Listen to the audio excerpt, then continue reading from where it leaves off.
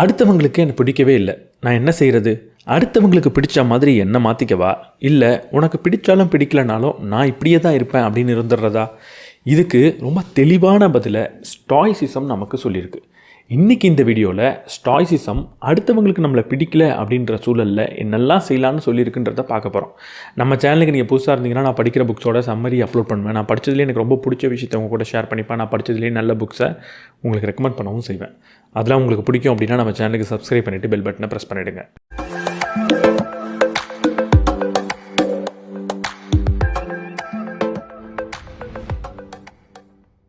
Marcus Aurelius சொல்கிறாரு, என்னால் ஒரு விஷயத்தை மட்டும் புரிஞ்சிக்கவே முடியல. எப்படி ஒரு மனிதனால் என்ன எல்லாருக்கும் பிடிக்கணும் அப்படின்னு ஒரு ஆசையப்பட முடியும்? நான் ஒரு கல்லை தூக்கி எறிஞ்சிட்டு அந்த கல் திரும்ப கீழே வரக்கூடாது, அப்படியே வானத்துக்கு போயிடணும் அப்படின்னு ஒரு எதிர்பார்ப்பை வச்சுருந்தா கூட அதில் ஒரு அர்த்தம் இருக்குது. ஆனால் என்ன எல்லாருக்கும் பிடிக்கணும் அப்படின்ற ஒரு எதிர்பார்ப்பை நான் வளர்த்துக்கிட்டேன்னா அதை புரிஞ்சிக்கவே முடியல. அதில் எப்படி ஒரு அர்த்தம் இருக்கும் அப்படின்னு மார்க்கஸ் எரிலியஸ் கேட்குறாரு. நம்ம எல்லாரும் எது சரி எது தப்பு அப்படின்றத நம்மளுடைய வாழ்க்கை எக்ஸ்பீரியன்ஸ் மூலியமாக, அனுபவங்கள் மூலியமாக தான் சேகரிக்கிறோம். என் வாழ்க்கையில் எப்படிப்பட்ட பாதையில் நான் கடந்து வந்தேன்றதை பொறுத்து தான் எது சரி எது தப்புன்றது எனக்கு உருவாகுது. இந்த உலகத்தில் எல்லாருக்கும் உங்களை பிடிக்கணும் அப்படின்னா உங்கள் கூட இருக்கக்கூடிய எல்லா மனிதர்களும் ஒரே வாழ்க்கையை வாழ்ந்துருக்கணும், ஒரே மாதிரியான பயணத்தை பண்ணியிருக்கணும், ஒரே மாதிரி இன்ப துன்பங்களை பார்த்துருக்கணும், வெற்றி தோல்வியை பார்த்துருக்கணும். அப்போ தான் அவங்க எல்லாரும் எது சரி எது தப்புன்றத ஒரே மாதிரி பார்ப்பாங்க. அப்படி இல்லை அப்படின்னு இருக்கிறப்போ அவங்களுடைய சரி தவறுன்றது மாறுபட்டுக்கிட்டே தான் இருக்கும். அப்படி இருக்கிறப்போ உங்களுடைய செயலை சில பேர் சரின்னு சொல்லுவாங்க, சில பேர் தவறுன்னு தான் சொல்லுவாங்க.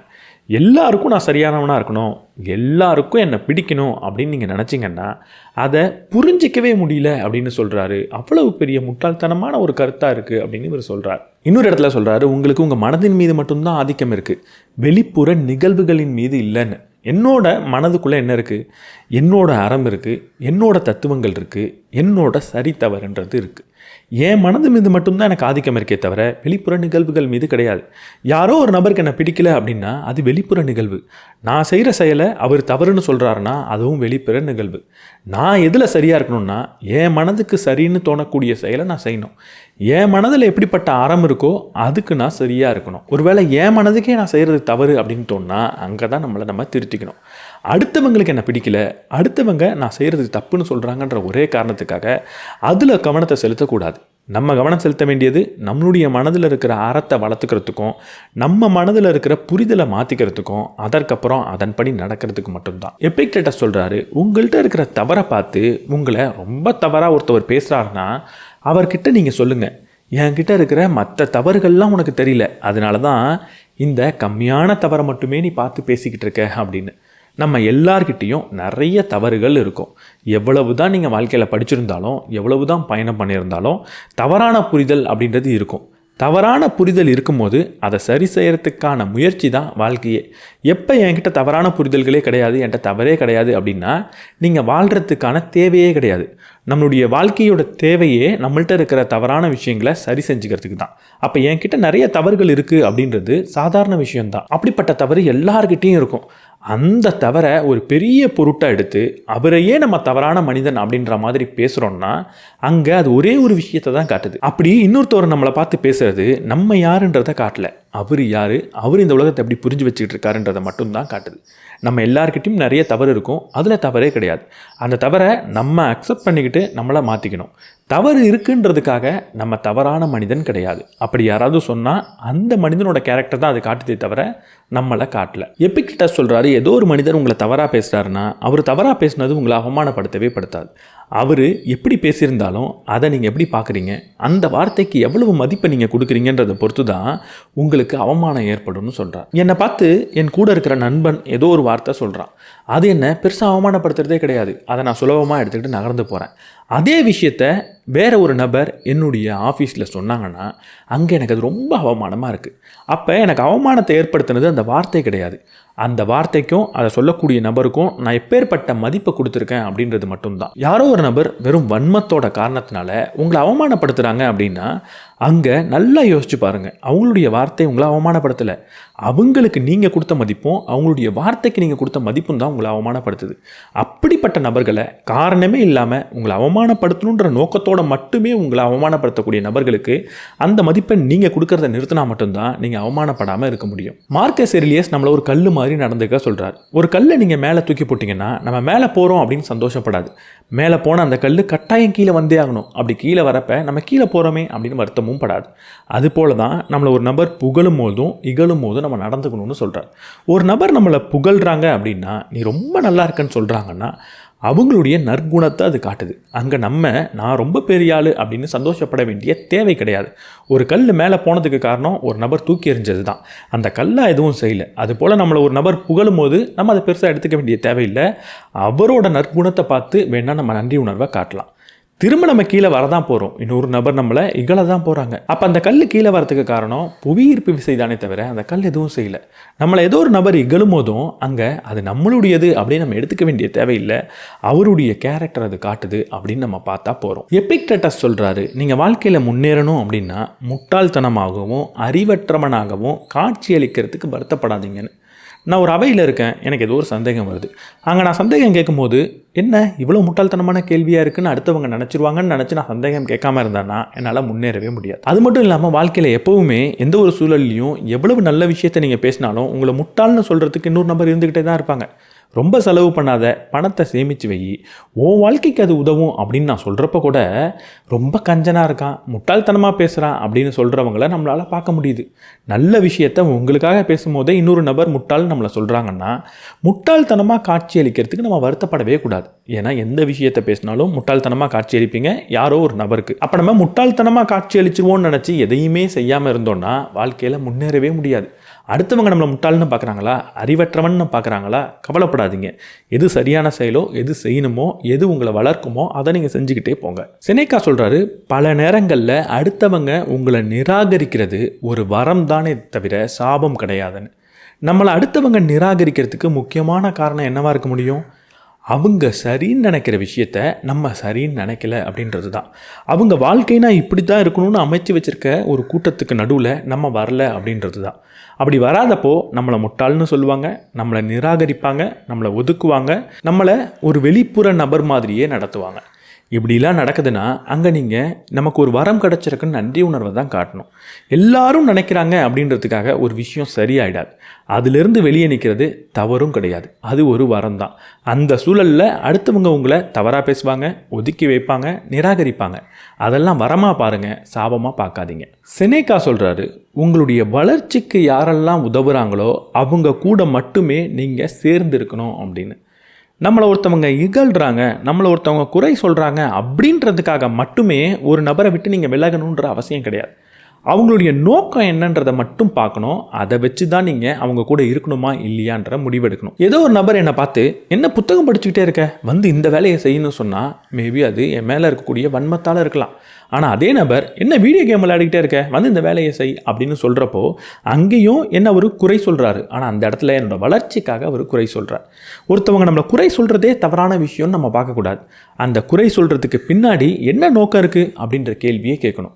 அந்த நோக்கம் நம்மளுடைய வளர்ச்சிக்காக இருந்ததுன்னா அவங்க கூட தான் நீங்கள் சேர்ந்துருக்கணும். என் கூட இருக்கிற எல்லாரும் என்னை புகழ்ந்துக்கிட்டே இருக்கணும், என்னை பற்றி குறையே சொல்லக்கூடாது அப்படின்ற தேவையெல்லாம் கிடையாது. என் கூட இருக்கிற மனிதர்கள் என்னோட வளர்ச்சிக்காக சிந்திக்கணும். அப்படிப்பட்ட மனிதர்களை மட்டும்தான் என் கூட நான் வச்சுப்பேன். அதே நேரத்தில் நான் யார் கூடலாம் பழகிறனோ அவங்களுடைய வளர்ச்சிக்காக என்னால் முடிஞ்சதை நான் செய்வேன். இந்த மனப்பான்மையில் இருந்தால் அடுத்தவங்களுக்கு என்ன பிடிக்கலையே அப்படின்ற வருத்தமே நமக்கு வராது. எபிக்டட்டஸ் சொல்கிறாரு, எப்போ ஒரு மனிதன் அவன் இருக்கிற இடத்துல ரொம்ப ஆழமாக வேரூன்றி இருக்கானோ அப்போ அடுத்த மனிதன் என்னை ஏற்றுக்கணும், அவன் என்ன நல்லவன்னு சொல்லணும், என்னை திறமைசாலின்னு சொல்லணும் அப்படின்ற ஒரு அங்கீகாரத்தை எதிர்பார்க்க மாட்டான்னு சொல்கிறார். யாரோ ஒரு நபர் இப்போ நீ புத்தகத்தை படிக்கிறதே கிடையாது, படிக்காமல் உன் இஷ்டத்துக்கு ஏதோ பேசிக்கிட்டு இருக்க அப்படின்னு ஒரு கமெண்ட் போட்டால் அது எனக்கு பெருசாக எந்த ஒரு உணர்வையும் கொடுக்கறது கிடையாது. அதை பார்த்து நான் வருத்தப்படுறது கிடையாது. ஏன்னா எனக்கு நல்லா தெரியும் ஒரு வீடியோவை நான் போடுறதுக்கு முன்னாடி எவ்வளவு வேலை செய்கிறேன், ஒரு புத்தகத்தை எத்தனை தடவை படிக்கிறேன் அப்படின்றதுலாம். அப்போ அது எனக்கு பெருசாக காயத்தை கொடுக்கறது கிடையாது. ஆனால் அதே நேரத்தில் உண்மையாகவே நான் கொஞ்சம் சின்னதாக ஒரு தவறு பண்ணுறேன் அப்படின்னா அந்த இடத்துல ஏதோ ஒரு நபர் அதை பயன்படுத்தி என்னை ரொம்ப ஆழமாக காயப்படுத்தணுன்ற வார்த்தைகளை வீசுகிறாங்கன்னா அந்த இடத்துல உண்மையாகவே அந்த வார்த்தைகளை என்னை காயப்படுத்திடுது. நான் செஞ்சது சின்ன தவறாக இருந்தாலும் அவங்க அதை பயன்படுத்திக்கிட்டு என்னை காயப்படுத்தணும்னு முடிவு எடுத்தாலும் அந்த இடத்துல எனக்கு காயம் வருது. அப்போ நான் என்ன செய்யணும்? என்னை நீ காயப்படுத்தக்கூடாது அப்படின்னு அவங்கள்ட்ட சொல்ல முடியாது. அந்த இடத்துல என்கிட்ட இருக்கிற அந்த சின்ன தவறை நான் சரி செஞ்சுக்க பார்க்கணும். அந்த இடத்துல நான் வேரூன்றி இருக்கணும்.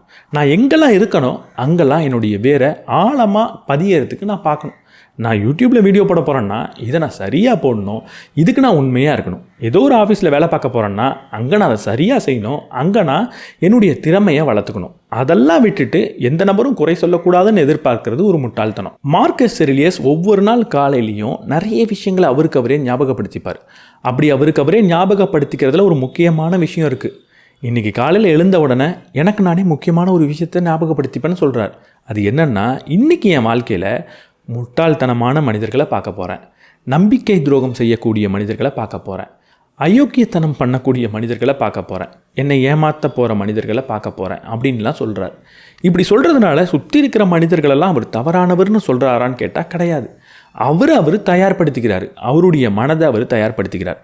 இந்த உலகத்தில் வெளியில் இருக்கிற மனிதர்களை எப்படி பார்ப்பேன்றது எனக்கு தெரியாது.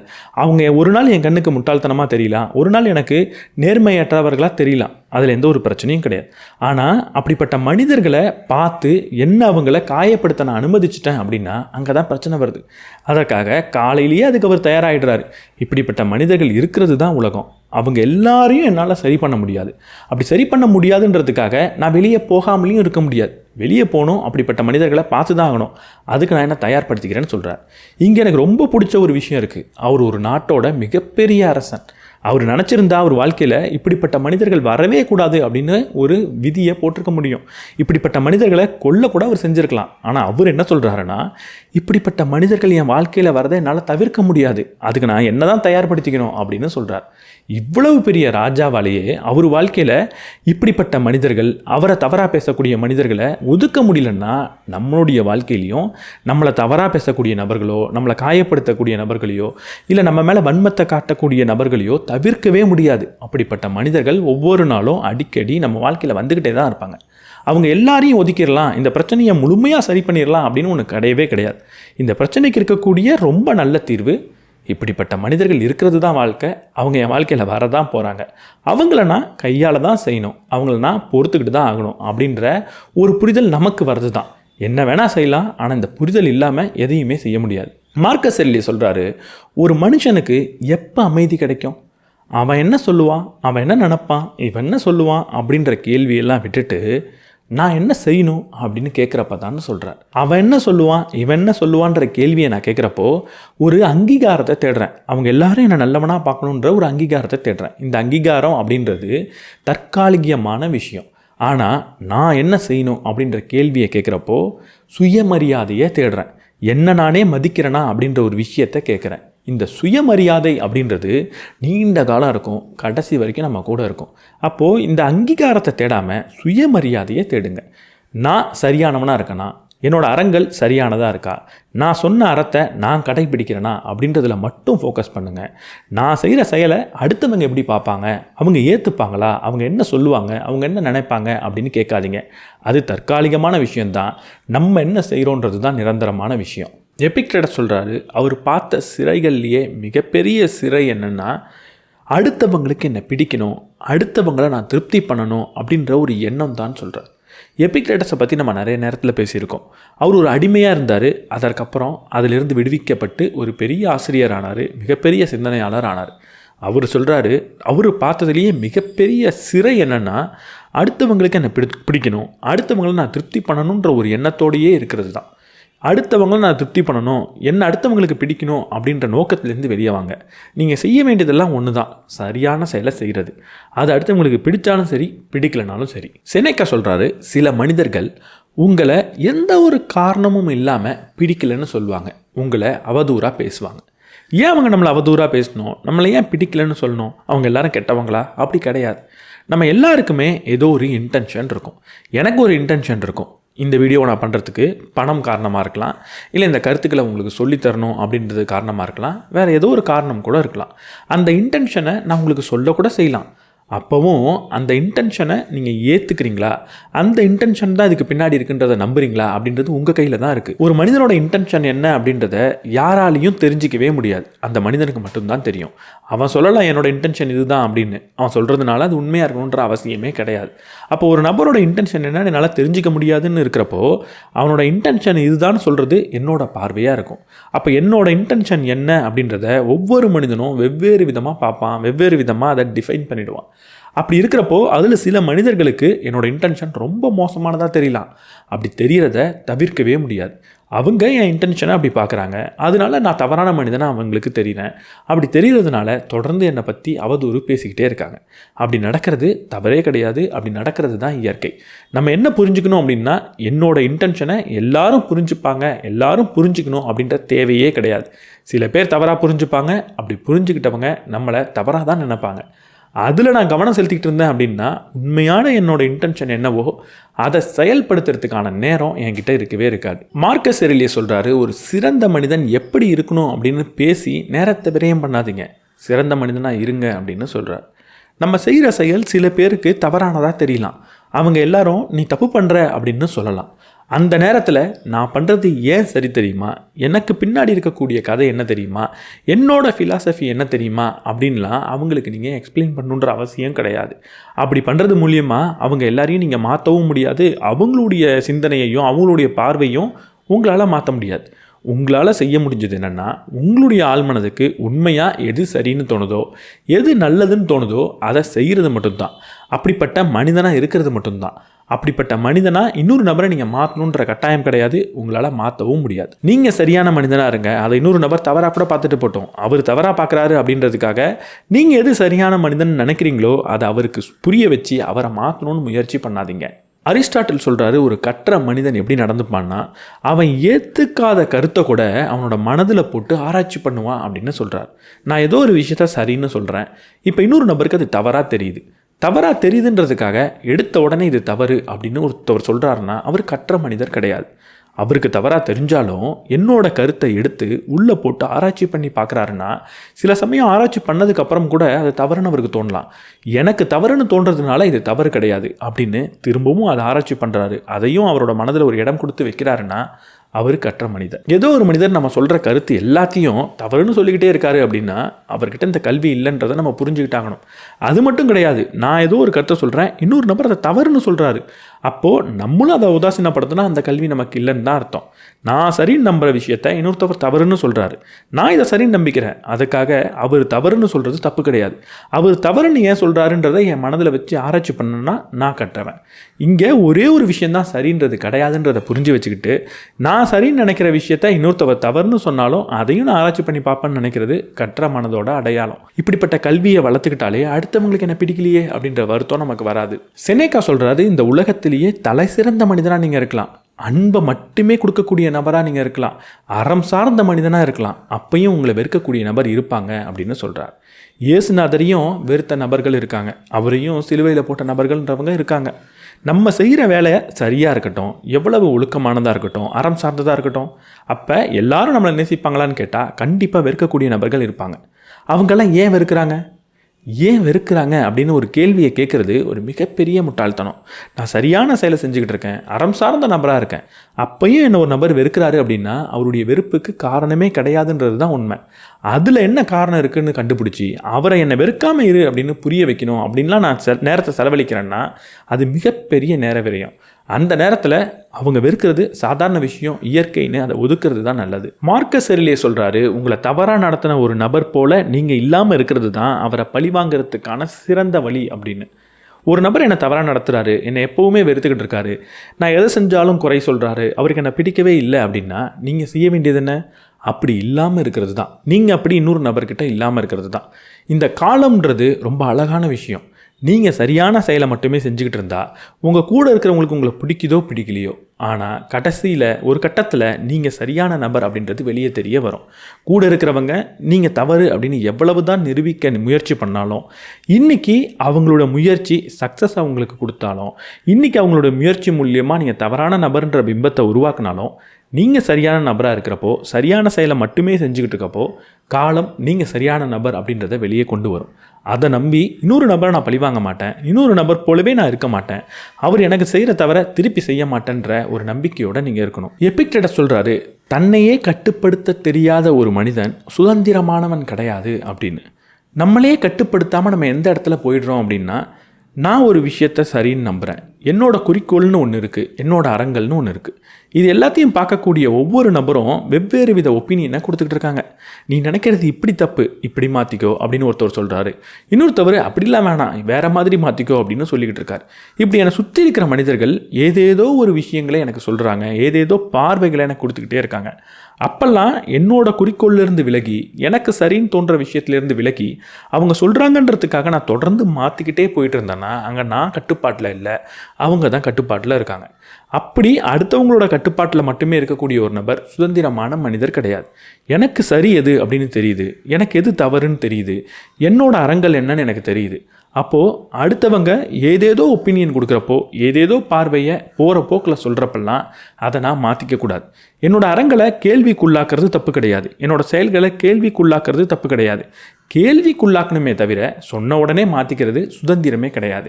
செனேக்கா சொல்கிறாரு, நம்ம எல்லாரும் கற்பனையில் தான் அதிகமான துன்பத்தை அனுபவிக்கிறோம் அப்படின்னு.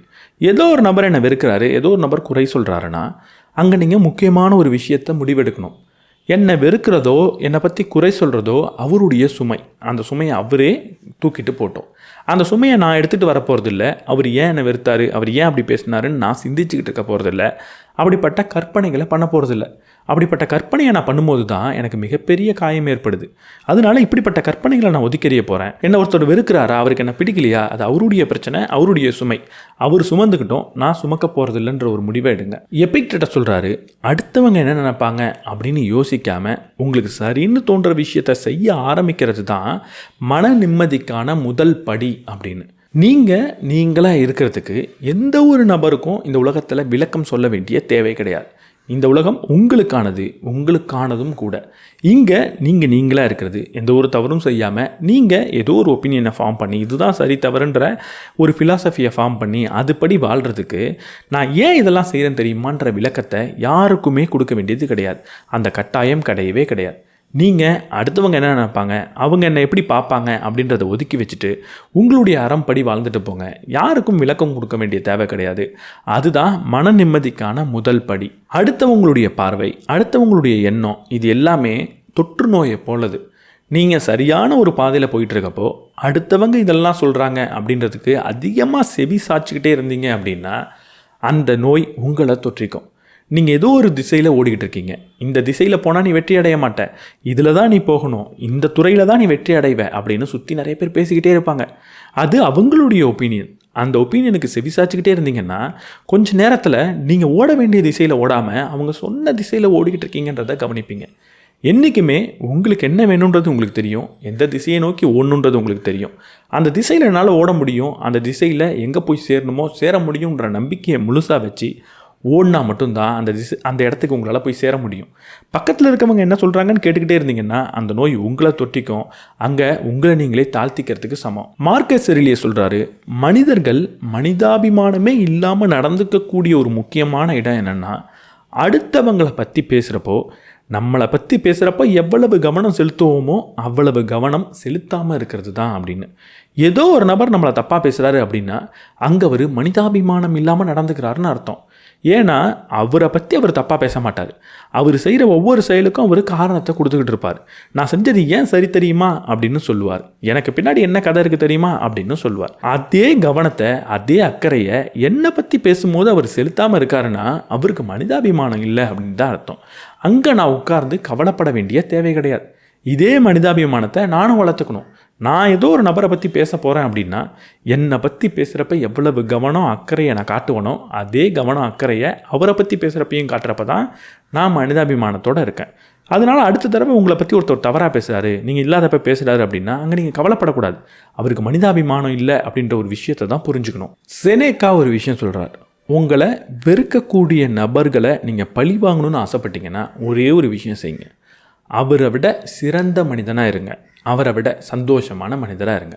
உங்களை பற்றி தப்பாக பேசுகிறவங்க, உங்களை பிடிக்கலன்னு சொல்கிறவங்க, இவங்களெல்லாம் நீங்கள் பழி வாங்கக்கூடாது, அவங்களுக்காகலாம் நீங்கள் எதுவும் செய்யக்கூடாது, இக்னோர் பண்ணிவிட்டு போங்கன்னு இவர் சொல்லலை.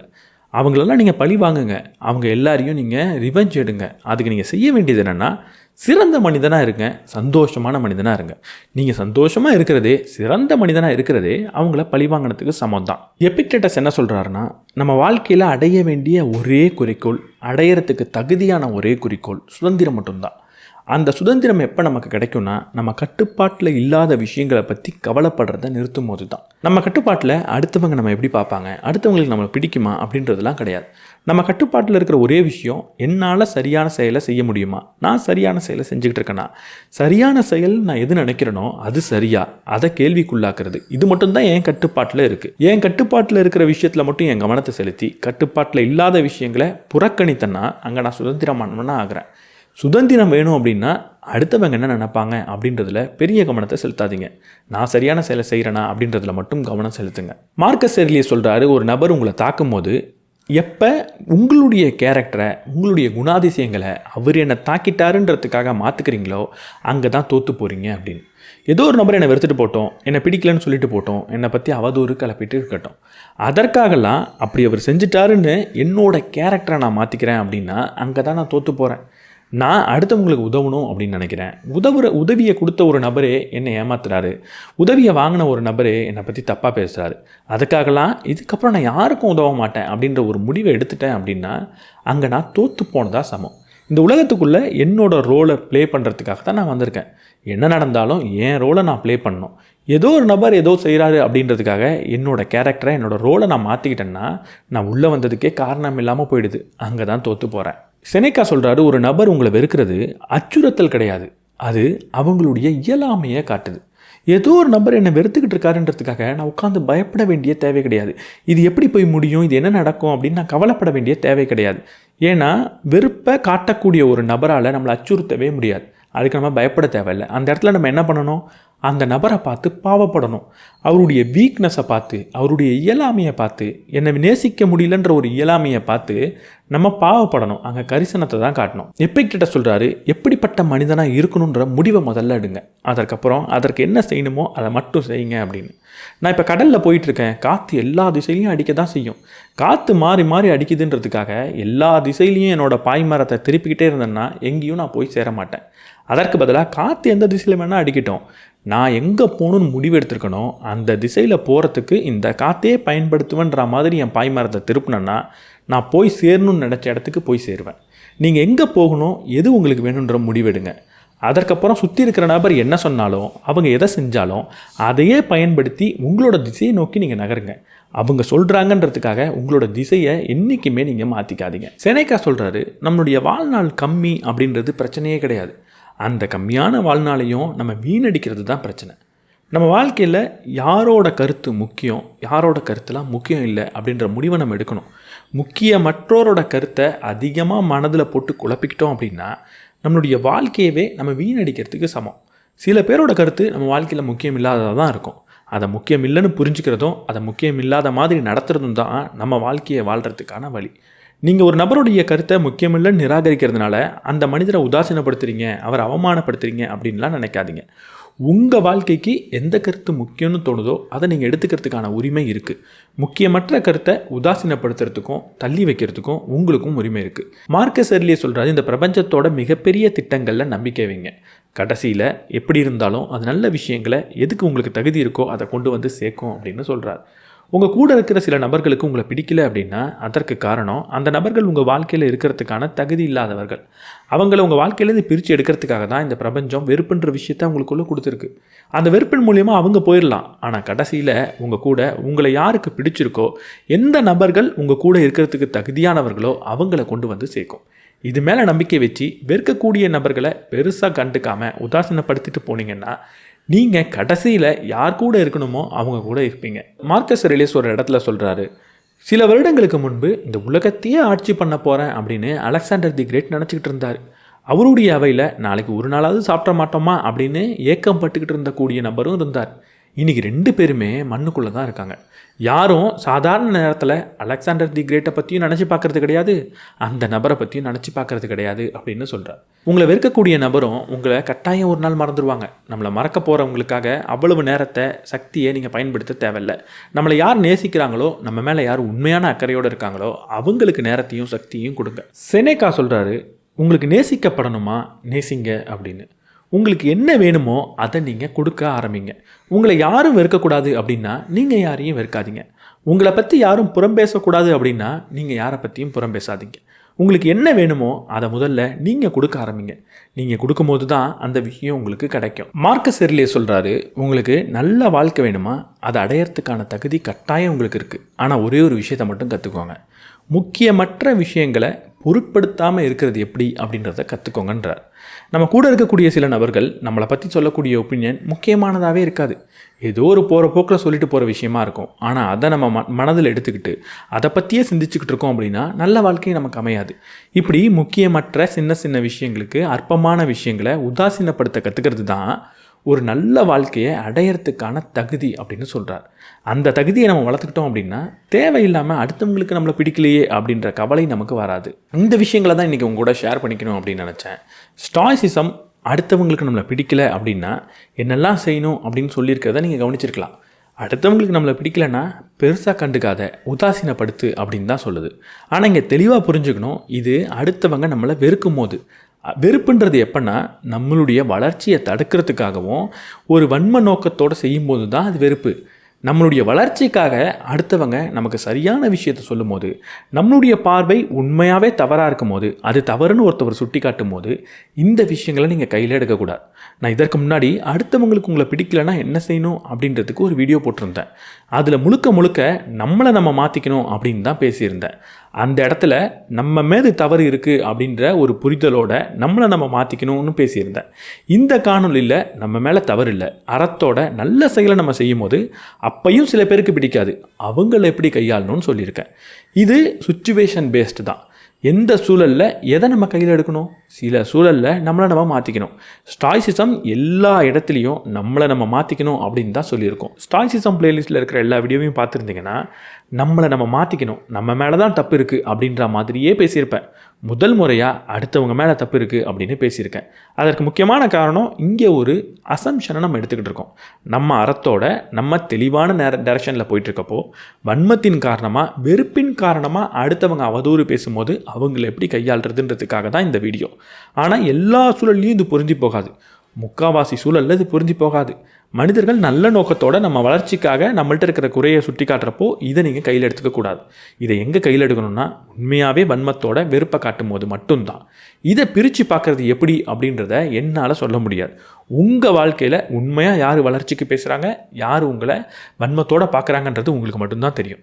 அந்தந்த சூழலுக்கு எது தேவையோ அதை நீங்கள் கையில் எடுத்துக்கோங்க. இதை சரியாக கையில் எடுக்கக்கூடிய திறன் தான் சாதனையாளர்களையும் சாதாரண மனிதரையும் பிரித்து பார்க்குது. அந்த திறனை நீங்கள் தான் வளர்த்துக்கணும். இந்த வீடியோ பற்றி என்ன நினைக்கிறீங்கன்றதை கமெண்ட் செக்ஷனில் சொல்லுங்கள். இந்த வீடியோ உங்களுக்கு பிடிச்சிருந்தால் லைக் பண்ணிவிட்டு உங்கள் நண்பர்களோட ஷேர் பண்ணுங்கள். நம்ம சேனலுக்கு நீங்கள் புதுசாக இருந்தீங்கன்னா சப்ஸ்கிரைப் பண்ணிவிட்டு பெல் பட்டனை ப்ரெஸ் பண்ணிவிடுங்க.